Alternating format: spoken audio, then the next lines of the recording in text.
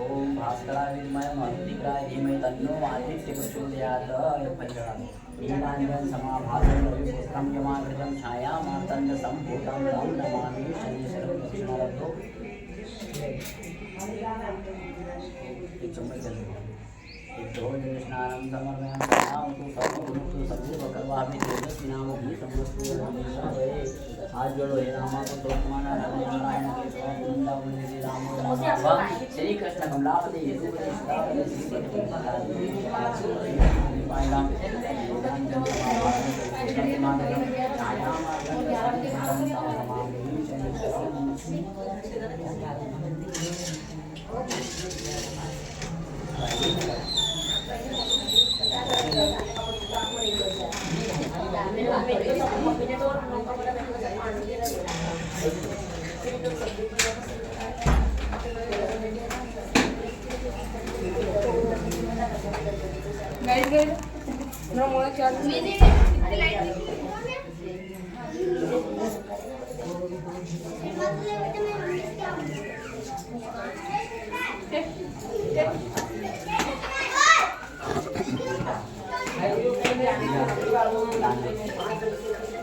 मीनू दे बांध के तो बुआ को मैंने बड़ी बुआ ये इंपेड़ आना है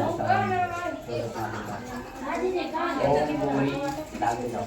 ओम पद्मा सची लेखा कालिंदी विजया जया योजना स्वधा स्वाहा नागो लोक माता खाटी तुलसी कष्टी कृष्णा।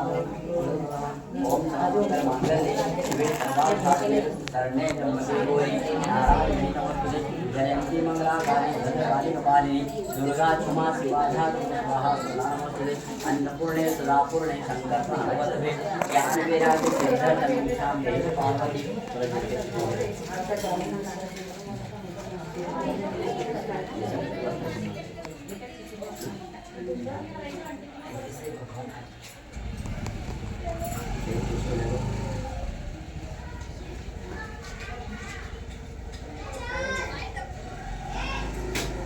ओम सर्वाधिष्ठान भविष्यति न संशयम्।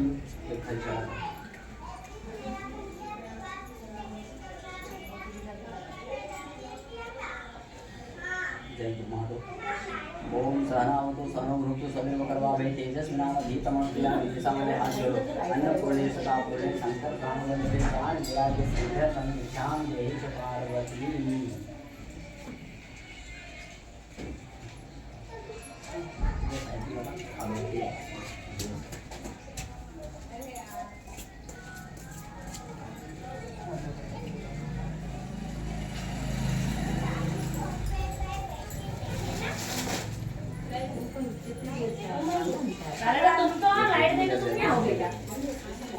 मम्मी अभी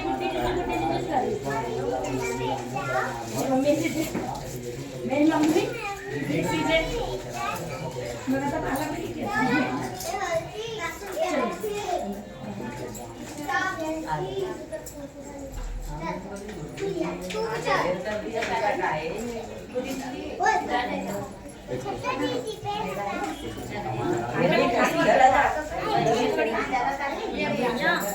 अरे तारपुरा में लाइट गई है आधे घंटे से ऊपर में कब तक आएगा। मेरे में कार्यक्रम चल रहा है।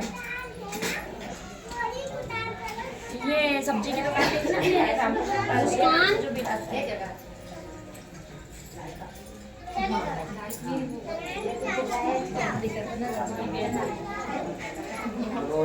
नारायण भगवान की जय।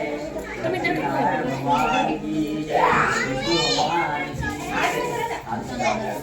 ओम तीनों टंकी से दूर रहना चाहिए। भाभी को अंदर से वीडियो बना रहे। आंटी जी ने बोला वो रखा वहाँ पर, लेकिन वो पूरा सबका नहीं आएगा। भगवान के मंदिर ही हमारा तो पूरा मतलब आधा दूर तक आ जाता है। सब आ रहे। बस देखना बच्चों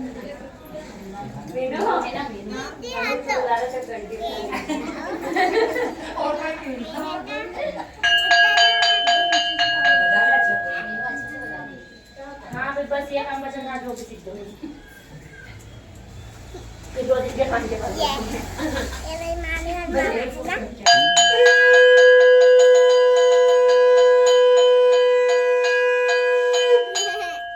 सत्यनारायण भगवान की जय। हाथ में चावल ले लो दो, है ना। जब अध्याय खत्म हो उठा लिया करो, इनको डाल दिया करो। सत्यनारायण भगवान की कथा अभी रख लो।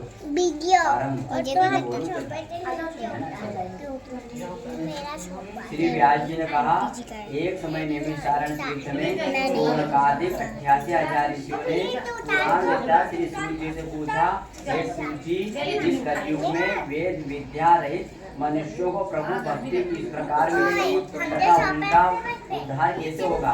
हे मुनिश्रेष्ठ, कोई ऐसा व्रत अथवा तप कहिए जिसके करने से थोड़े ही समय में पुण्य प्राप्त हो तथा मनवांछित फल भी मिले। ऐसी कथा सुनने की हमारी प्रबल इच्छा है। सर्वशास्त्र ज्ञाता श्री सूर्य जी ने कहा, हे वैष्णवों में पूज्य, आप सबने प्राणियों के हित की बात पूछी है। अब मैं उस श्रेष्ठ व्रत को आप लोगों से कहूँगा जिसे नारद जी ने श्री लक्ष्मी नारायण भगवान से पूछा था और श्री लक्ष्मीपति ने मुनि श्रेष्ठ नारद जी को बताया था। वह कथा ध्यान से सुने। एक समय योगीराज नारद दूसरों के हित की इच्छा से सभी लोगों में घूमते हुए मृत्यु लोक में आ पहुंचे। यहाँ अनेक योनियों में जन्मे प्रायः सभी मनुष्यों को अपने कर्मों के अनुसार अनेक दुखों से पीड़ित देखकर उन्होंने विचार किया कि इस यत्न के करने से निश्चय ही प्राणियों के दुखों का नाश हो सकेगा।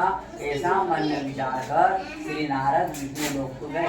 वहाँ श्वेत वर्ण और 4 भुजाओं वाले देवों के देव इस भगवान नारायण को, जिनके हाथों में शंख, चक्र, गदा और पद्मधा तथा वरमाला पहने हुए थे, देख कर स्तुति करने लगे। नारद जी ने कहा, हे भगवान, आप अत्यंत शक्ति से संपन्न है। मन तथा वाणी भी आपको नहीं पा सकते। आपका आदि मध्य और अंत भी नहीं है। आप निर्गुण स्वरूप प्रकृति के कारण भक्तों के दुखों को नष्ट करने वाले हो। आपको मेरा नमस्कार है। नारद जी से इस प्रकार की स्तुति सुनकर विष्णु भगवान बोले, हे मुनिश्रेष्ठ, आपके मन में क्या है? आपका किस काम के लिए यहाँ आगमन हुआ है? निसंकोच मुझे कहे। तब नारद मुनि ने कहा, मृत्यु लोक में सब मनुष्य जो अनेक योनियों में पैदा हुए हैं, अपने अपने कर्मों के द्वारा अनेक प्रकार के दुखों से दुखी हो रहे हैं। हे नाथ, यदि आप मुझ पर दया रखते हैं तो बताइए कि मनुष्यों के सब दुख थोड़े से ही प्रयत्न से कैसे दूर हो सकते हैं। श्री विष्णु भगवान ने कहा, हे नारद, मनुष्यों की भलाई के लिए तुमने ये बहुत अच्छा प्रश्न किया है। जिस व्रत के करने से मनुष्य मोह से छूट जाता है, वह व्रत में तुमसे कहता हूँ, सुनो। बहुत पुण्य देने वाला स्वर्ग तथा मृत्यु लोक दोनों में दुर्लभ एक उत्तम व्रत है, जो आज मैं प्रेम होकर तुमसे कहता हूँ। श्री सत्यनारायण भगवान का यह व्रत विधि विधान पूर्वक संपन्न करके मनुष्य इस धरती पर सुख भोग कर मरने के पश्चात मोक्ष को प्राप्त होता है।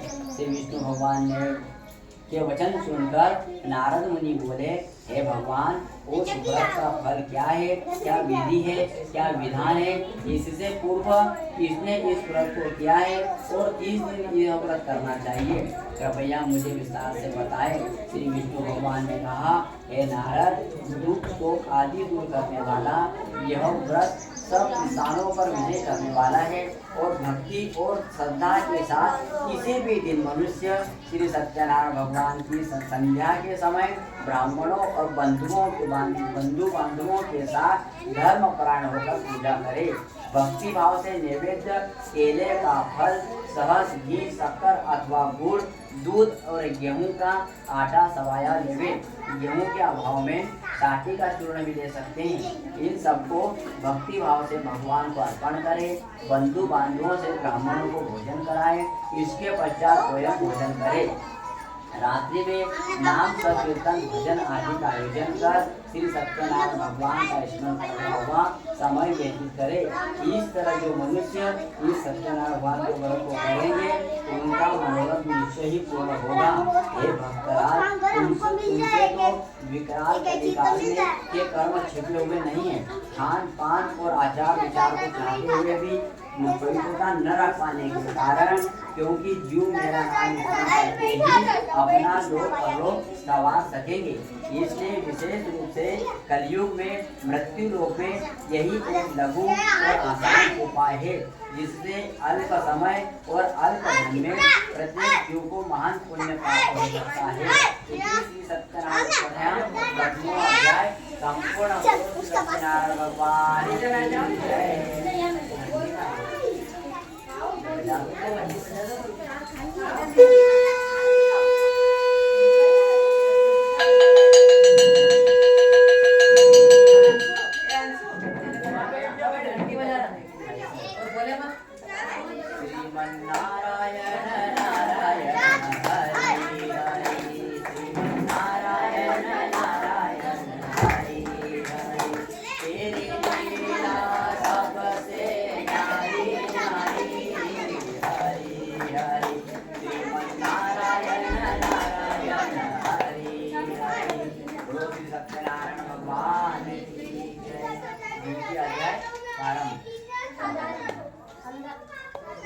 हाँ बाबू देखो आटे का चूर्ण बनाए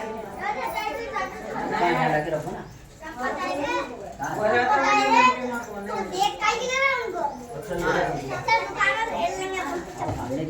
भगवान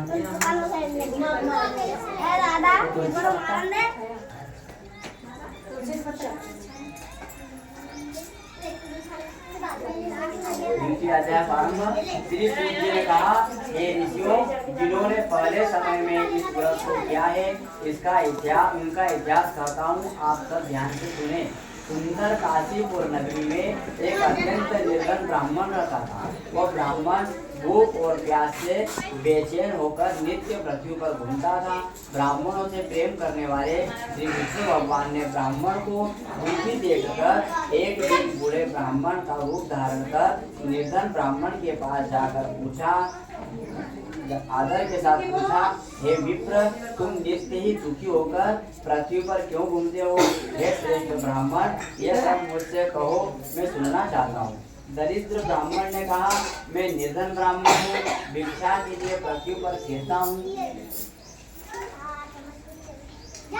हे भगवान, यदि आप इस गरीबी से छुटकारा पाने का कोई उपाय जानते हो तो कृपा कर मुझे बताएं, मैं आपके शरण में आया हूँ। वृद्ध ब्राह्मण का रूप धारण किए हुए श्री विष्णु भगवान ने कहा, हे ब्राह्मण, श्री सत्यनारायण भगवान मनोवांछित फल देने वाले हैं, इसलिए तुम उनका पूजन करो, जिसके करने से मनुष्य सब दुखों से मुक्त हो जाता है। इसी के साथ दरिद्र ब्राह्मण को व्रत का सारा विधि विधान बतलाकर बूढ़े ब्राह्मण का रूप धारण करने वाले श्री सत्यनारायण भगवान अंतर ध्यान हो गए। जिस व्रत को वृद्ध ब्राह्मण ने मुझे बतलाया है, मैं उसको अवश्य करूँगा, यह निश्चय कर संकल्प कर वह दरिद्र ब्राह्मण को रात भर घर चला गया, और परंतु उसे रात्रि में उस दरिद्र ब्राह्मण को रात भर नींद नहीं आई। अगले दिन वह जल्दी से उठा और श्री सत्यनारायण भगवान का व्रत करने का मन में संकल्प कर निश्चय कर भिक्षा मांगने के लिए चल दिया। उस दिन उसको भिक्षा में बहुत सारा धन मिला, जिससे उसने पूजा का सारा सामान खरीदा और घर आकर अपने बंधु बांधवों के साथ भगवान श्री सत्यनारायण का व्रत किया। इसके करने से वह दरिद्र ब्राह्मण सब दुखों से छूटकर अनेक प्रकार की संपत्तियों से युक्त हो गया। उस समय से वह विप्र हर मास व्रत करने लगा। सत्यनारायण भगवान के व्रत को जो शास्त्र विधि के अनुसार श्रद्धा पूर्वक करेगा, वह सब पापों से छूटकर मोक्ष को प्राप्त होगा। आगे जो मनुष्य पृथ्वी पर श्री सत्यनारायण भगवान का व्रत करेगा, वह सब दुखों से छूट जाएगा। इस तरह नारद जी से सत्यनारायण भगवान का कहा हुआ यह व्रत मैंने तुमको कहा। हे मित्रों, अब आप और क्या सुनाना चाहते हैं मुझे बताएं। ऋषियों ने कहा, हे मुनि श्रेष्ठ, संसार में इस ब्राह्मण से सुनकर किसने इस व्रत को किया, हम सब सुनना चाहते हैं। इसके लिए हमारे मन में बड़ी श्रद्धा उत्पन्न हुई है। श्री ऋषियों ने कहा, हे मुनि श्रेष्ठ, जिस प्राणी ने इस व्रत को किया है उन सबकी कथा सुनो। एक समय वह ब्राह्मण धन और ऐश्वर्य के अनुसार बंधु बांधवों के साथ अपने घर पर सत्यनारायण भगवान का व्रत कर रहा था। उसी समय एक लकड़ी बेचने वाला व्यक्ति लकड़हारा वहाँ आया। उसने सिर पर रखा लकड़ियों का गट्ठा बाहर रख दिया और विप्र के मकान में गया। प्यास से दुखी लकड़हारे ने विप्र ब्राह्मण देवता को व्रत करते हुए देखा। वह प्यास को भूल गया और उसने ब्राह्मण देवताओं को नमस्कार किया और पूछा, हे विप्र, आप यह किसका पूजन कर रहे हैं? इस व्रत को करने से क्या फल मिलता है? कृपा कर मुझे बताएं। ब्राह्मण ने कहा, सब मनोकामनाओं को पूरा करने वाला यह श्री सत्यनारायण भगवान का व्रत है। इन्हीं की कृपा से मेरे यहाँ पर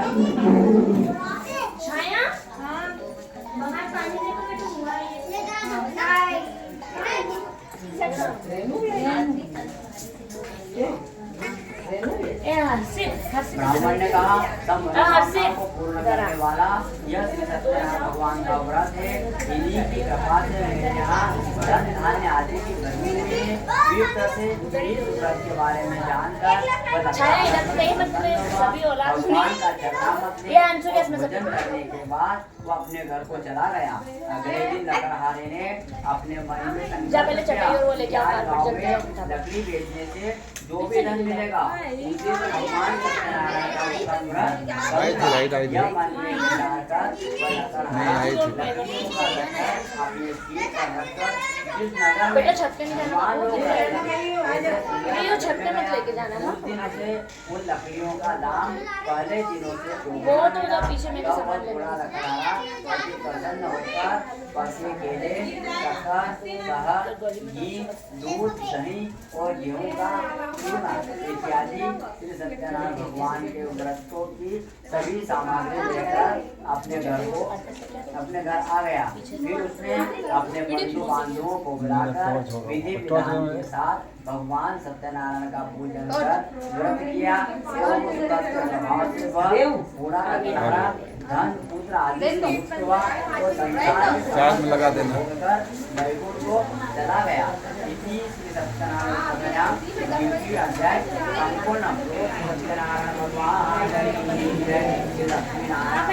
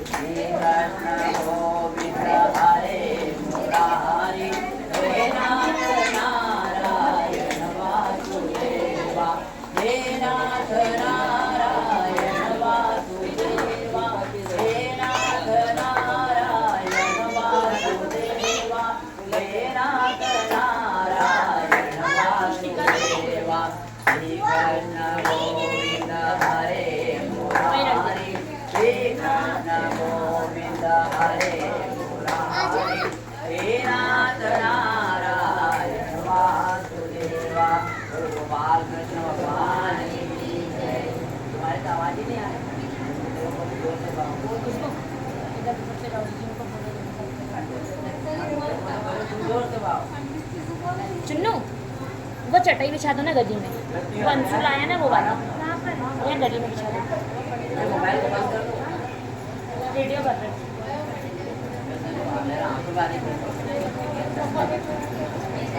हाँ, ये कुछ भी बिछा दो थोड़ी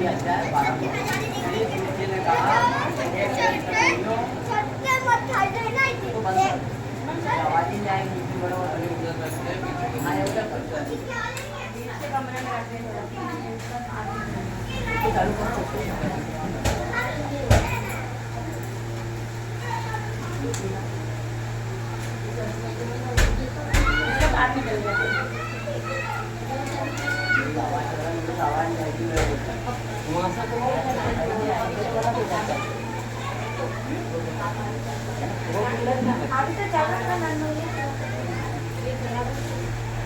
श्री सूर्य ने कहा हे श्रेष्ठ मुनियों, अब आगे की कथा करता हूँ।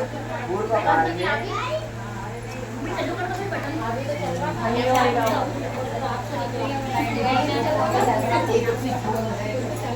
कथा सुन लो कथा।